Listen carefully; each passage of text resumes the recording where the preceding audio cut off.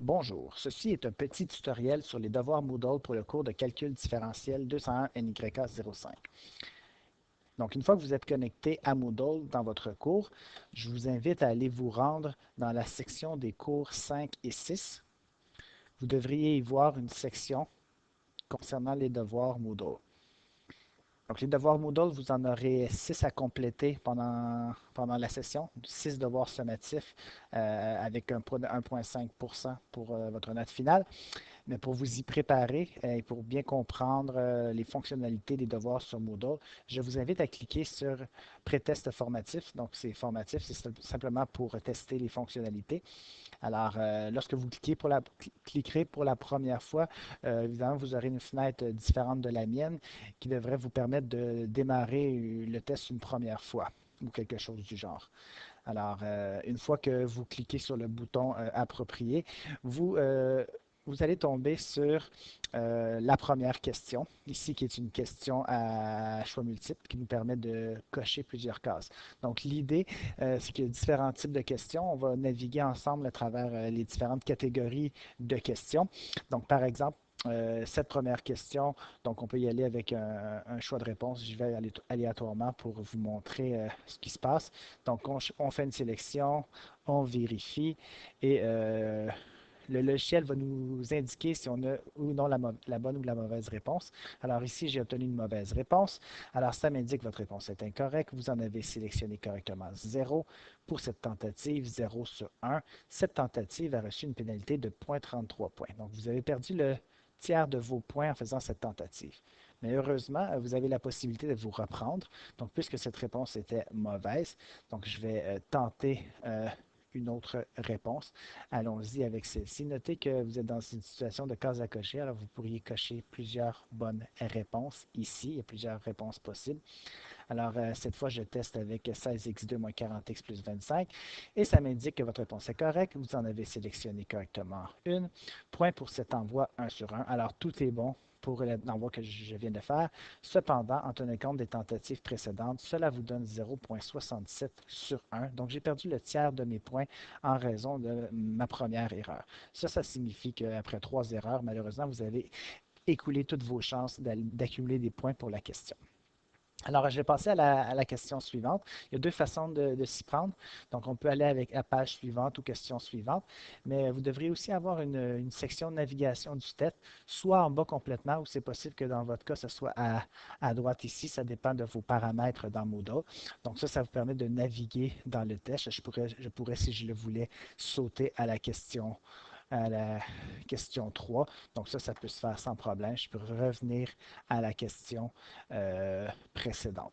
Donc là, l'idée, ça serait pour vous de tenter des réponses. Là. Un, pour tester le logiciel, mais vous pourriez aussi réaliser qu'il s'agit d'une façon de réaliser certains rappels dans le cadre de votre cours de calcul différentiel. Donc, par exemple, supposons que je tente une réponse. Ici, on me demande d'évaluer f de moins 6.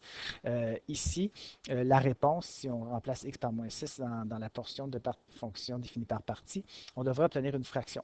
Ce qui est important de bien comprendre, c'est lorsque, dans le cas de Moodle, vous aurez toujours à répondre avec une fraction. Alors, si votre réponse est un tiers, vous écrivez 1 barre oblique 3.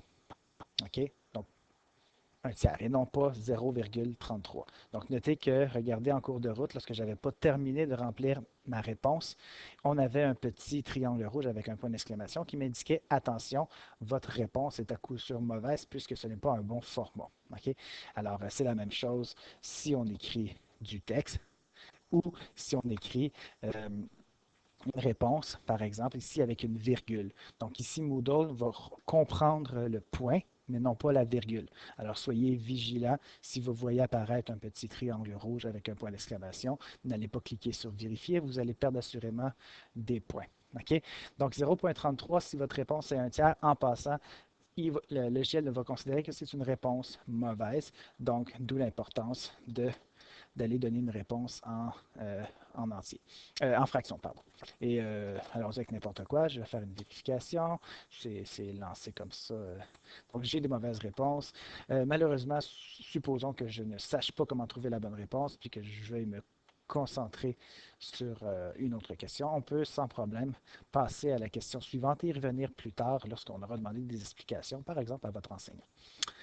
Donc ici, on voit qu'on demande d'évaluer le domaine et la demande de résoudre l'équation. En passant le S ici, c'est pour solution. Ça aurait pu être tout aussi bien un X. Ça sera changé de ma part. Notez que les symboles plus ou moins à l'infini ne peuvent pas se faire à l'aide du clavier de l'ordinateur. Alors, je me suis doté d'un code. Donc, par exemple, lisez toujours bien attentivement les questions et les remarques qui les accompagnent. Donc, vous voyez ici, pour plus l'infini, il suffirait d'entrer le code 999. Donc, je pourrais y aller avec de -6 à l'infini, par exemple, et aller vérifier. Donc, notez qu'on peut vérifier des parties de réponse sans perdre des points sur les éléments où on n'a pas répondu. Alors, ça peut être un élément intéressant dans certaines situations. Donc, différents types de questions ici, des cases à compléter avec des éléments numériques. Donc, vous voyez ici un choix de réponse. Donc, je pourrais tenter un peu n'importe quoi. Ici, c'est une réponse unique comparativement à la première question.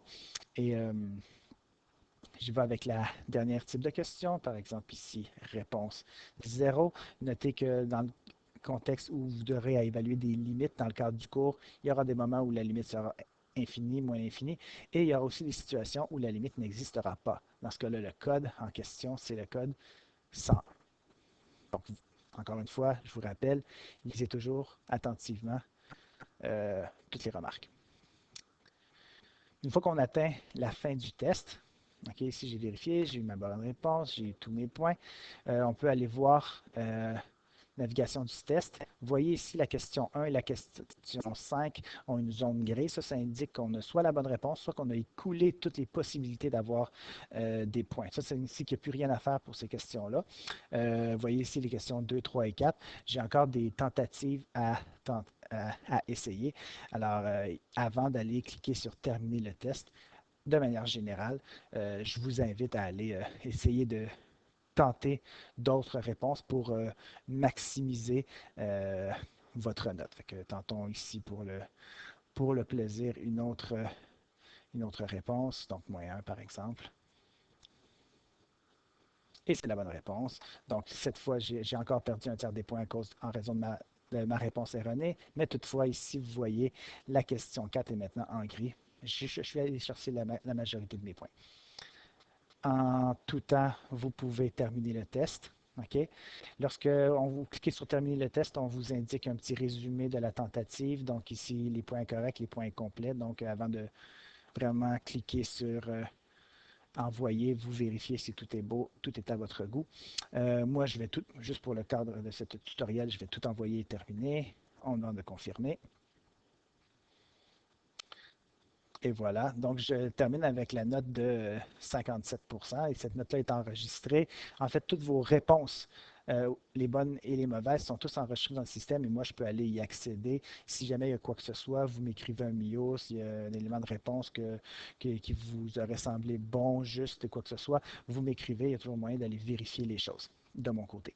Alors, on a un petit résumé de ce que vous avez réussi à accomplir. Donc, une fois que vous avez terminé votre devoir, vous avez l'opportunité de le refaire une deuxième fois.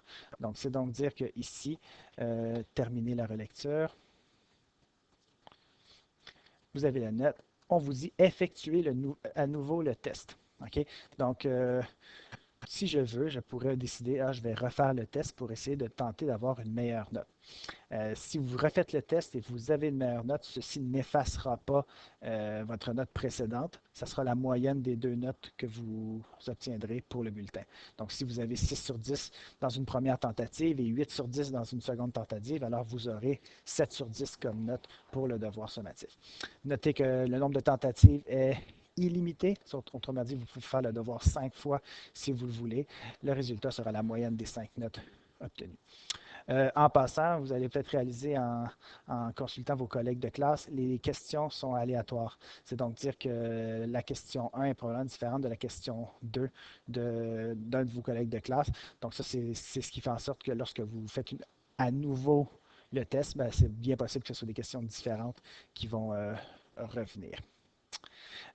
Autre chose, en ce qui concerne le- l'échéance du test, notez que vous avez, pour le devoir sommatif, là je vais quitter, je vais revenir au cours. Lorsque vous aurez, en passant, lorsque vous aurez terminé le, le pré-test, ça devrait vous ouvrir et que vous avez une note supérieure à 0, ça vous devrait rendre disponible le devoir sommatif. Donc, que vous soyez dans le groupe 1 ou dans le groupe 2, ça devrait vous le rendre disponible. Là, je vais juste me remettre en mode enseignant. Là, je devrais pouvoir accéder, puis ça sera la même chose dans votre cas, au, au devoir sommatif. Supposons devoir sommatif du groupe 2. Alors, oups, je vais juste... désolé. Allons-y avec celui-ci.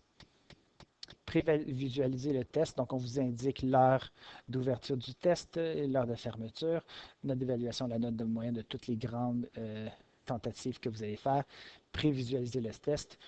L'ensemble des consignes que je vous ai données par le biais de ce tutoriel, vous allez aussi les avoir ici en prélude au devoir. Je vous invite à les relire pour être sûr de bien comprendre. Vous avez ici un devoir de 8 questions, comme on peut le voir dans l'onglet navigation du test. Et voilà, les façons de procéder sont les mêmes. Vous allez explorer d'autres types de questions qu'il y avait dans le pré-test. Donc, la date de remise, c'est indiqué lorsque vous avez démarré le test. Ça sera aussi indiqué en classe en fonction de votre groupe. Notez que si vous oubliez de terminer le test, c'est pas grave. Vous avez fait 4 questions, vous avez oublié de remettre le test, bien, les 4 questions que vous ayez ou non remis le test vont être quand même considérées. Alors, soyez sans crainte, si vous oubliez de compléter le test, bien, la tentative sera envoyée automatiquement. Alors voilà, dernier élément, si vous décidez de faire une nouvelle tentative, assurez-vous de la faire au complet, sinon ça risque d'affecter votre moyenne négativement. Alors voilà, ceci conclut le tutoriel sur les devoirs Moodle. N'hésitez pas à venir me voir si vous avez d'autres questions particulières.